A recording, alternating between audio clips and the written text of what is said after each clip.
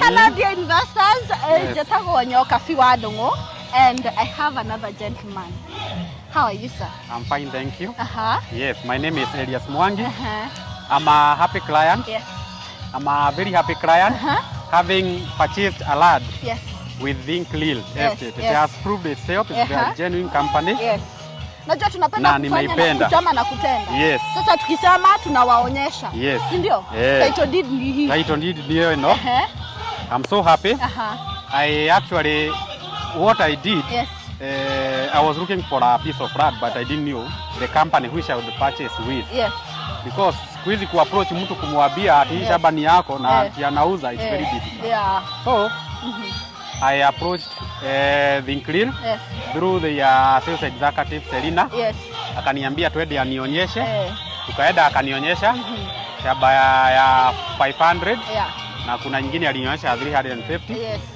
Nikaona hiyo the first one yenye alikuwa amenionyesha ni red soil, mahali hata nafanya ukulima actually hata jana nilikuwa kupanda. Kutoka hapo tukarudi kwa ofisi. Yes. Nikamuuza because most of this company kuna zenye huwezi trust. Ni ukweli.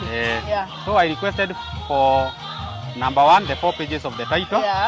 Then nikaitisha KRA pin na nikaitisha an ID number. ID photocopy. Nikaenda nikaambia mtu anaitwa kijana fulani anakuwa TikTok anaitwa Jogu Surveyor anisaidie kufanya land search. Katoka. That was February. February ikikuja kuisha. So and by the first March nilikuwa nishamaliza kulipa hiyo shamba. Sasa hizi I have my title. Show me your ways, master. Show me your ways. Mambo ya kununua shamba inakuwa na focus. Number 1, kuna watu prefer investing in other things. But for me, I prefer a land because shamba they never drop in prices. Or they always go hiking. Unaona? Like sasa hata hapo penye nimenunua I'm so sure hata saa hizi nikitaka kuuza nitauza na a higher price. It's true. It's very plus true. Also another thing I was very cautious about is second time. It's around my second time kununua shamba. There's another one nilinunuanga during the time of COVID, lakini bado title bado sijapata. So I really needed a company that is very genuine. And I'm happy to have Think Lil. Actually nime prefer hadi my cousins. Kuna wenye wameshanunua na huku kwetu. Yes. Sasa Akuyu. Yes. Tuko na place inaitwa Kabati. Huko Makoyo ule. Unaona lami na shamba. Ni hivi. Hii si ni lami, hii ni shamba Makoyo. Ziko huko ndani 600. So kitu inakusiwa bado 40 by 90 na trade ya 1.4. Kabati. Kamono niko kwa nia kerea bisa. Ni alafu uke tutwara site darege wa hata kwa kanio. Uke kage. Congratulations. Na ngai akurathime. Na ndere gukuhe broti nyingi. Na nyinyi murathimwo.